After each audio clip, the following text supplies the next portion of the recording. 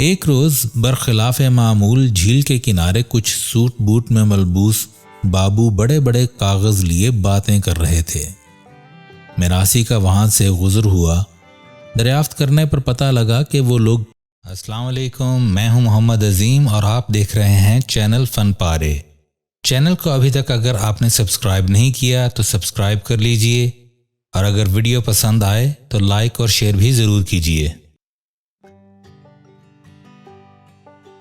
پانی اور انسان کا شاید وہی رشتہ ہے جو روح اور جان کا ہوتا ہے۔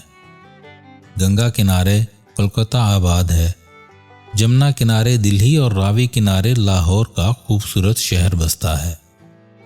غرض جہاں کہیں پانی ہے وہاں زندگی بھی ہے۔ میں نے اپنے بڑوں سے سنا ہے کہ پنجاب میں ایک پہاڑی سلسلے کے قریب آبپورہ کے نام سے ایک گاؤں آباد تھا۔ یہ محض کہانی نہیں بلکہ ایک حقیقی قصہ ہے۔ اس گاؤں کی کوئی خاص سوگات تو نہ تھی، بس اس گاؤں کی پہچان وہاں کی ایک میٹھے پانی کی جھیل تھی۔ گاؤں کی آبادی بہت زیادہ نہیں تھی، مگر لوگ انتہائی قناعت پسند تھے۔ علاقے میں بڑھئی، کمہار، لوہار اور ایک موچی تھا۔ ان کاریگروں سے گاہے بگاہے لوگوں کو کام پڑتا رہتا تھا۔ ایک اسکول ماسٹر تھا جو بچوں کو موٹا موٹا حساب کتاب اور اخبار پڑھنا سکھا دیتا تھا۔ گاؤں کا نام بھی ماسٹر صاحب نے ہی رکھا تھا۔ ایک خوبصورت چھوٹی سی مسجد تھی۔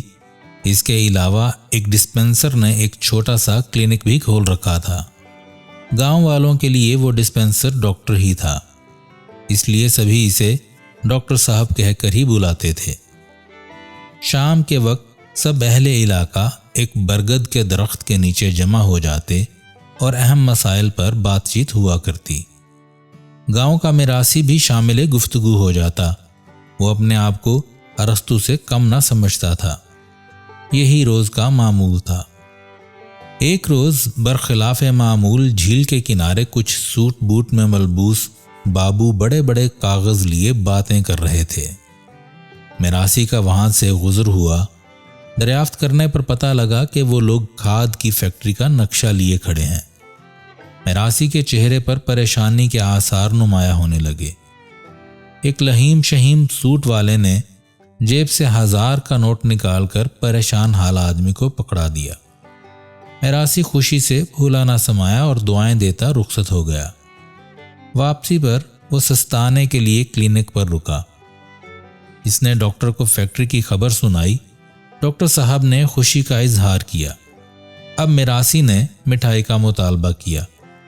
ڈاکٹر نے کہا، مٹھائی سے بھی اچھا کام کرتے ہیں بھائی، مٹھائی کی جگہ کیوں نہ تمہارے خون کا مفت ٹیسٹ کیا جائے۔ خون کے گروپ کا پتہ ہونا بہت ضروری ہے اور یہ ساری عمر کام آتا ہے۔ کچھ ہی دیر میں میراثی روئی میں انگلی دبائے منہ بنائے کلینک سے رخصت ہو گیا۔ اس شام جب لوگ برگد تلے جمع ہوئے تو میراثی نے سب کو متوجہ کر کے کہنا شروع کیا، ایک انتہائی سخی سیٹھ صاحب گاؤں میں فیکٹری لگا رہے ہیں۔ اب کھاد بھی اپنے گاؤں کی ہوگی اور روزگار کے لیے بھی باہر نہیں جانا پڑے گا۔ لوگوں کے تاثرات کچھ ملے جلے تھے، لیکن میراثی نے سخی سیٹھ کی شان میں زمین و آسمان کے ایسے کلابے ملائے کہ لوگ بھی سیٹھ کے گن گانے لگے۔ اس بات کو 1 ماہ گزر گیا۔ اب چرچا ہونے لگا کہ فیکٹری کی بنیاد رکھی جائے گی۔ اس موقع پر پورے گاؤں کو مدعو کیا گیا۔ مسجد کے امام نے دعا کروائی۔ لوگوں میں نمکین اور میٹھے چاولوں کی دیگیں تقسیم کی گئیں۔ موچی نے سیٹھ کو چپلوں کا بہترین جوڑا تحفے میں دیا۔ میراثی نے سیٹھ کے ہاتھ چومے تو سیٹھ نے اسے 1000 روپے سے نوازا۔ میراثی سیٹھ کی سخاوت کا علم بلند کرتے اپنی راہ ہو لیا۔ فیکٹری بنے 6 ماہ ہو چکے تھے۔ گاؤں کے کچھ فارغ نوجوان اب فیکٹری میں ملازم ہو گئے تھے۔ ماسٹر جی ڈاکٹر کے کلینک پر بلڈ پریشر کی دوا لینے آئے۔ ان کے درمیان گفتگو ہو رہی تھی۔ ماسٹر صاحب نے فکریہ لہجے میں پوچھا، ڈاکٹر صاحب گاؤں میں بخار کچھ زیادہ نہیں پھیل گیا؟ جواب ملا، لوگ صاف پانی کا استعمال ہی نہیں کرتے۔ ماسٹر صاحب نے جھٹ سے کہا، جھیل کا پانی تو بالکل صاف ہے۔ ڈاکٹر کچھ وقفے کے بعد بولا، صاف تھا لیکن اب نہیں ہے۔ ماسٹر صاحب استفہامیہ نظروں سے ڈاکٹر کو تکتے رہے۔ فیکٹری کے فضلات سے جھیل کا پانی آلودہ ہو گیا ہے اور اسی سے ٹائیفائڈ بخار پھیل رہا ہے۔ یہ مہلک بھی ثابت ہو سکتا ہے۔ ماسٹر نے جواب ملنے پر اس مسئلے کا حل دریافت کیا۔ ڈاکٹر گویا ہوا، منرل واٹر کا استعمال یا پانی ابال کر پینے سے بھی کچھ بچت ہو سکتی ہے۔ مجھے علم ہے کہ پانی کے 2 گلاسوں کے لیے گاؤں کا کوئی شخص 30-40 روپے خرچ نہیں کر سکتا۔ ایک مقامی ادارہ یہی پانی آدھی قیمت پر بیچنے کو آمادہ ہے۔ نحیف و نزار ماسٹر اٹھا، ڈاکٹر کا ماتھا چوما اور کلینک سے نکل گیا۔ اسی روز میراسی کا شہر جانا ہوا۔ وہ سیٹھ صاحب کی کوٹھی پر پہنچا۔ 4 کنال کی کوٹھی کے باہر ٹھنڈے پانی کا کولر نصب تھا۔ پانی سے سیر ہونے کے بعد میراسی کی نظر چوکیدار کی چپلوں پر پڑی۔ وہ تو موچی کی بنائی ہوئی تھیں۔